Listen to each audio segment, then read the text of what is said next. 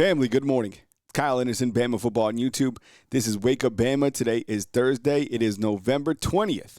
I hope that you slept well, and I hope that you are looking forward to today's live show at 10 a.m. Watching this Alabama basketball game right now, it is 31-27, Alabama trailing number 8 Illinois early in the first half. So this particular Wake Up Bama, I asked you earlier in the community tab to post questions for me, and I would answer those questions openly, honestly, and that's what I'm going to do on this program. But I asked a couple questions myself, which I will answer, and I'd like feedback inside the comment box. So the first question comes from me. Will Alabama beat Auburn? Will Alabama beat A&M or Georgia in the SEC title game? Look, I have confidence in this football team.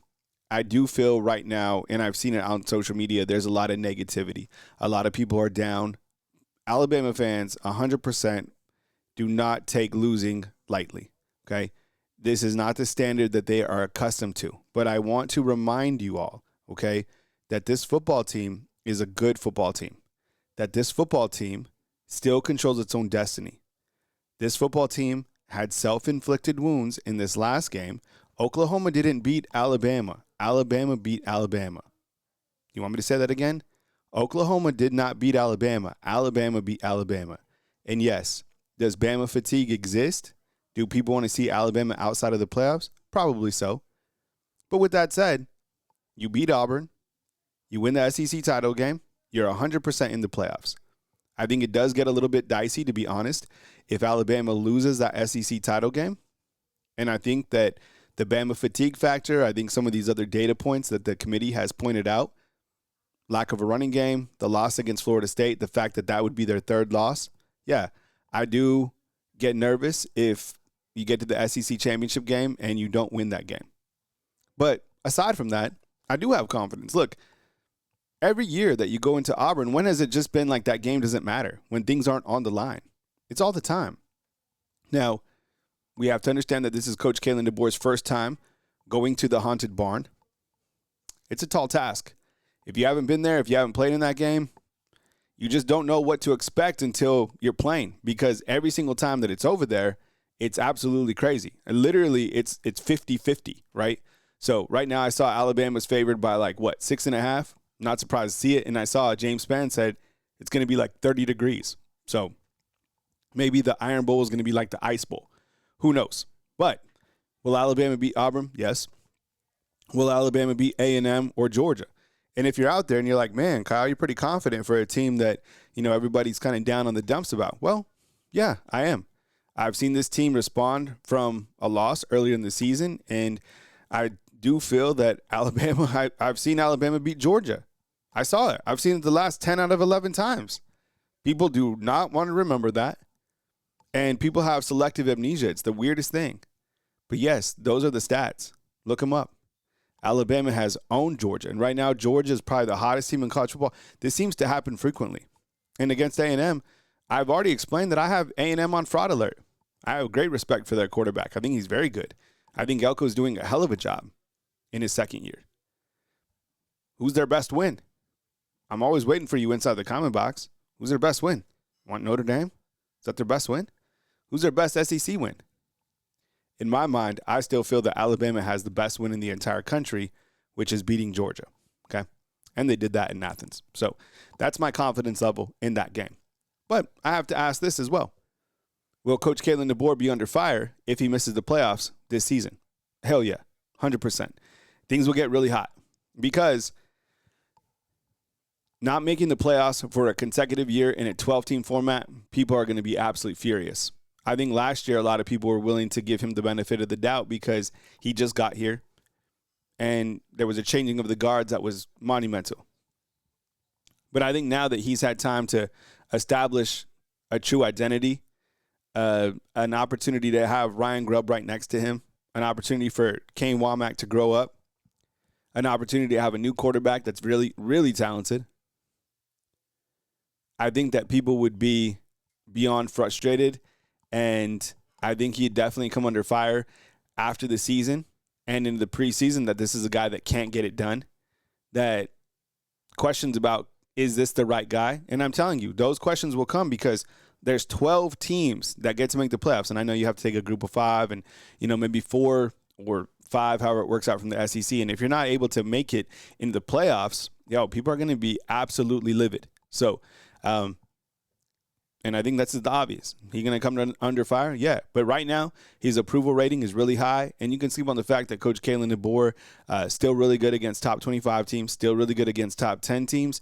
And his recruiting is ridiculous. So those are the facts. And, he has an opportunity to get into the playoffs and to still reach all the goals that we all have at the beginning of the season. All right. My last question before I get to your questions. Rank the strengths of this team. It's very easy for me to do. All right. The number one thing is the defense. The defense has become the true backbone of this team, and I'm not mad about that. You couldn't say that last season, maybe the season before. It's been a long time. Actually, when's the last time that the defense has been really the true backbone of this program? There's a question for you inside the comment box. Out of all the teams that Saban had, which was the real defensive, like the true backbone of this program? I don't know. I'm literally eager to hear from you all on that. But right now it's the defense. And what Kane Wommack's been able to do with the defense, it's been really, really impressive. I mean, some of the statistics that we rattle off, blow my mind. The secondary is playing fantastic. The second item is a passing game. And I know it's crazy to me how many people gave up on Ty Simpson, how people have just bounced off, the Ty Simpson train. I've even thought about putting together a video kind of explaining, where Ty is statistically with Fernando, Mendoza, and Julian Sane. But I'm like, I think it's going to fall on deaf ears because they're just like, cover Bama, you're trying to protect him. I'm like, the stats are the stats. Ty Simpson is doing a great job. I get it. The fumbles are an issue, okay? He's thrown 2 interceptions this year. Let's not make it more than what it is. What are these dog years? Every time he throws an interception, it's 7, so he's thrown 14, and the turnovers really haven't been an issue this year. Even despite some of those fumbles, it's not like this team has been turnover plagued. Okay. The third thing is they're battle tested. And they've been punched in the mouth. They've delivered blows. They've played a very challenging schedule. And they've gone through adversity, right? You think of the type of adversity that the defense went through when everybody wanted Kane Wommack fired after week 1. You look at some individual adversity, like Ryan Williams and all the stuff that constantly goes around with that kid.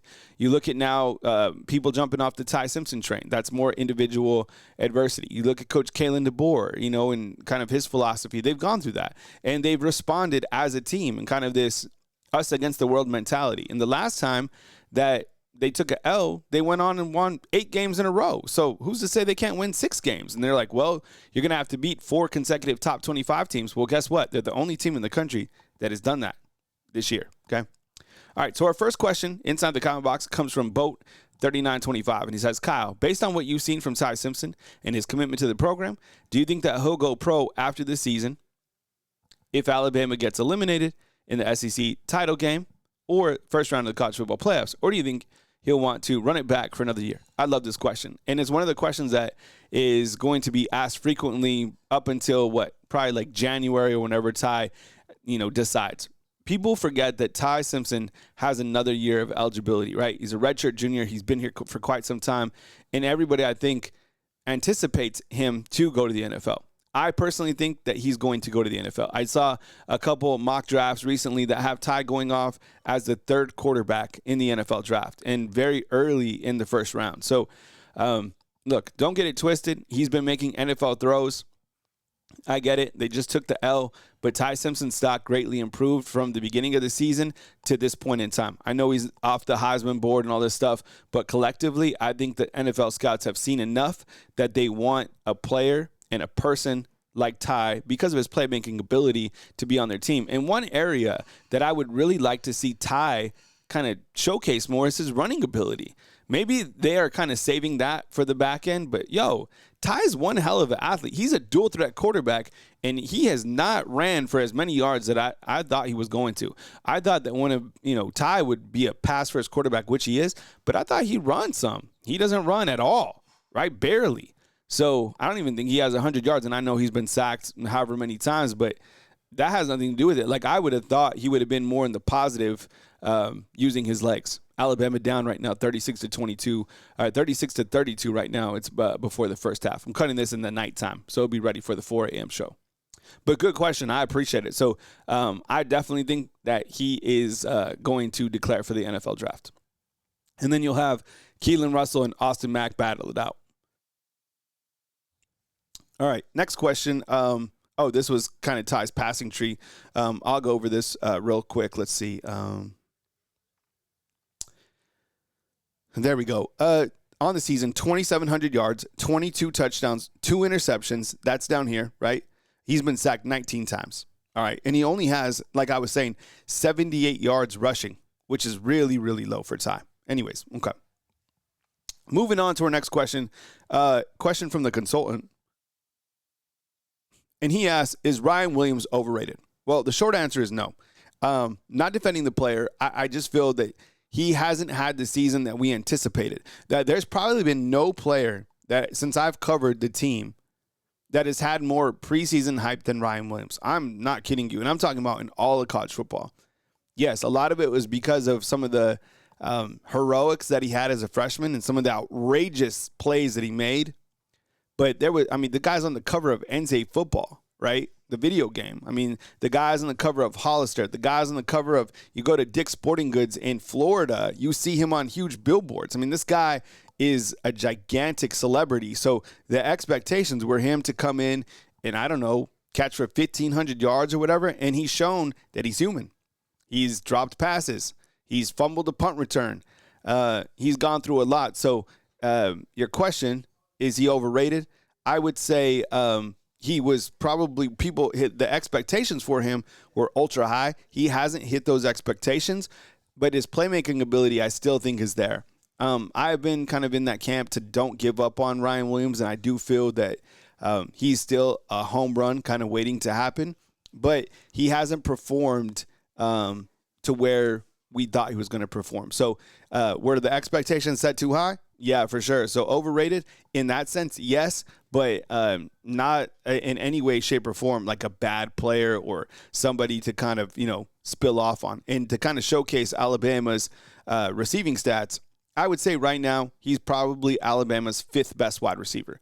I got Jeremy Bernard as number 1, right? Mr. Dependable. I got Isaiah Horton or Lazier Brooks as number 2. So let's say I got Brooks at 2. I got Horton at 3. And they need to utilize Horton more. Do you agree? They just need to get him the ball more, especially in contested catches. That guy's really good. So let's go Horton 3. Number 4, I'd say the best wide receiver is probably Josh Cuevas right now. He's on fire, right? 30 catches for 341 yards. And then I'd say Ryan Williams. So that's kind of where I have Ryan Williams right now. And the wide receivers, I think, are still really, really good. All right, next question comes from Matthew, 22487. He says, why does Alabama suck so bad right now? I appreciate the question. I think I wanted to highlight this because a lot of people feel like this. I see the analytics. I see people dropping off. People like, oh, the season's done. This team lost a game. And I think that comes from, those are like true Alabama fans who take the losses the hardest. They really do. And it's because they watch Saban just absolutely dominate in a completely different time, in a completely different era, right? Now, you could lose games and still win the championship. And honestly, I still feel that people would be like not 100% satisfied because they want absolute perfection. I think Coach Saban only had, was it one undefeated team? Was it? So kind of to look at things from a positive perspective. And look, I fully understand. Limited run game, which is 123rd, terrible. The kicking is not good. The right side of the ball on the offensive line is not good. Those have been constants, and that's not good.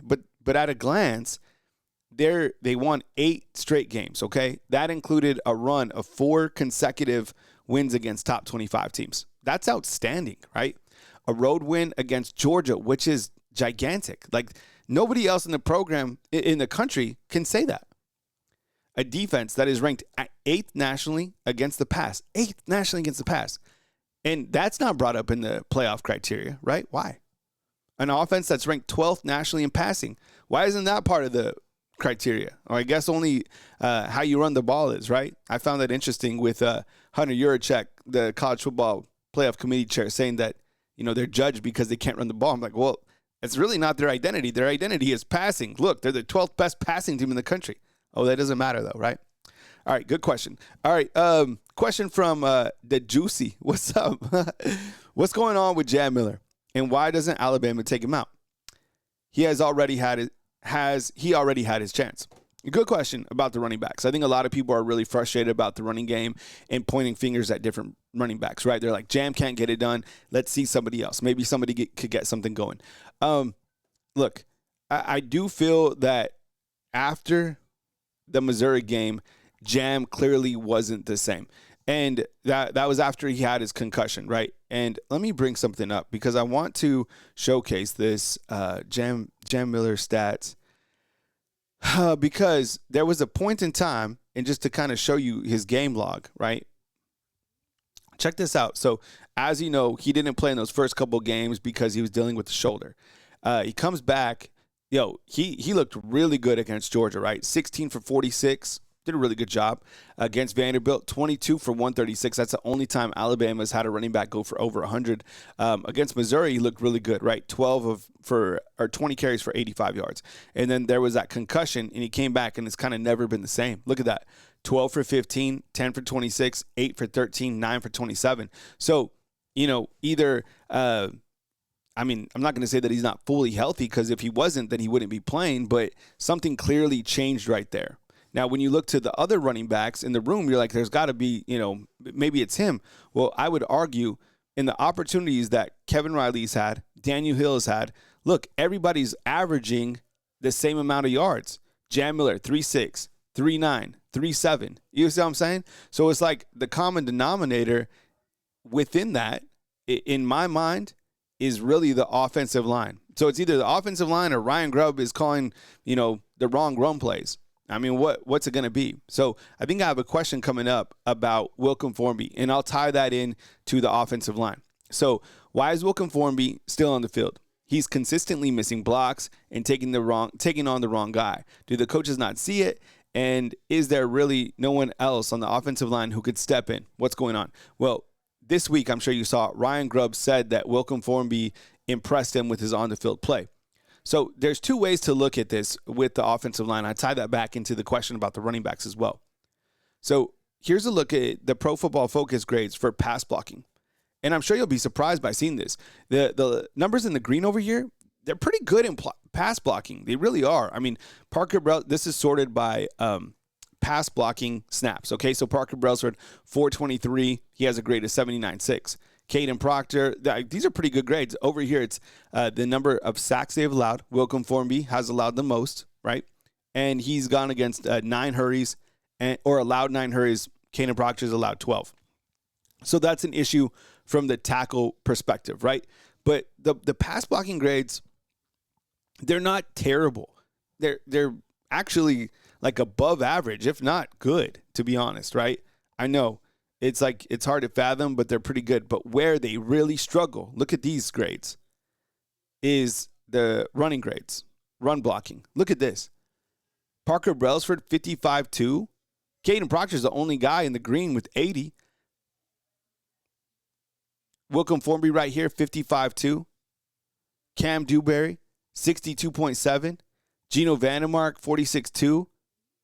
Michael Carroll over here, 61.9.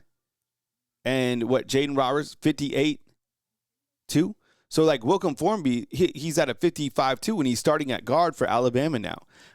So that shows me that Alabama is having a really difficult time on the offensive line. So kind of getting back to the question, I do feel like you're right. You're asking the right question. Is there no one else behind Formby? No. Like they've put Formby from tackle to guard, because I still feel that this is a major, major issue for Alabama. And I think it's clearly impacting the run game. But for the second consecutive year, I think Alabama has struggled on the right side of the ball. Last year was Elijah Pritchett. Well, he beat out Formby. I don't know if Formby's much better than him, to be honest. And I don't even know if he's starting at Nebraska. And Michael Carroll, he's coming around, but he's a freshman.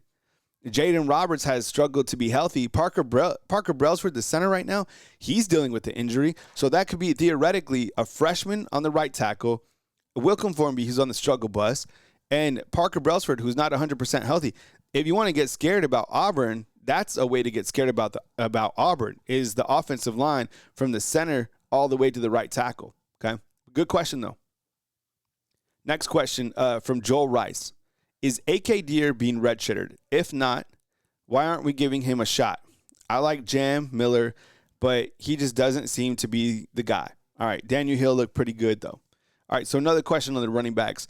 AK Deer, I would imagine, let's see, I think he's played in 2 games. So unless he plays in 4 games, he can still redshirt, right? So at this point in time, he can redshirt. I would imagine that he does see some opportunities this Saturday against Eastern Illinois. Why is he not being used? Well, the 100% reason that he wasn't used against Oklahoma was because Alabama is not dumb enough to put a freshman who hasn't seen any SEC play against that type of defense. He would have lost a lot of confidence. You think Ty Simpson would have taken on some? You think, look, Daniel Hill and Jam Miller allowed sacks in that game. AK Deer would be in trouble, okay? Like, he's coming around, but in terms of, his development, that's not the place or time to put a running back in. Now, against Eastern Illinois, you'll have him, and I'm sure he'll dazzle, and we'll be like, he's the guy. And maybe, he's close to being that guy. But, look, Ryan Grubb isn't going to risk his job not playing the right guy, I promise you. So, I think it's coming around. Maybe we'll see some AK Deer against Eastern Illinois. All right. We have Crimson Angel. What's up, man? Appreciate you. Crimson Angel's always calling in from Pigeon Forge. Let's see. Kyle, do you think Kalen DeBoer will consider starting Peter Notaro next game to open up a real kicker and a holder competition? Talty needs a reality check. You can't blame the snapper publicly like that, especially after a missed game-winning kick. That should have been handled in the film room with the coaches not out in the open. Special teams has to get things fixed. Also, will we see a different quarterback or a freshman running back getting more in the rotation? Well, the first part of the question, I was asking the same thing. Are there any opportunities where we maybe see Peter Notaro come in for the kicking game? Because that has certainly been a constant in the negative way. Like, Connor Talty on the season is 11 of 17. But same thing, right? Isn't it Jay Nunez, who's a special teams coordinator? Isn't it his job to put the best on the field? Like, clearly, Talty is beating out Peter Notaro. So, I mean, is Peter Notaro worse than Talty? I don't know. But 11 for 17, what is that? 64%, I think, on the season? In regards to what we see another quarterback or some running backs in the rotation, I would say yes, just because of the opponent that you're playing, right? This weekend is Eastern Illinois, and that's some rat poison. But, like, do we have a quarterback competition late in the season? No. I just, you're going to get opportunities for some of those other guys against Eastern Illinois because that's the opponent. All right, Coach Kalen DeBoer today on his SEC teleconference, he said this about the college football playoff rankings.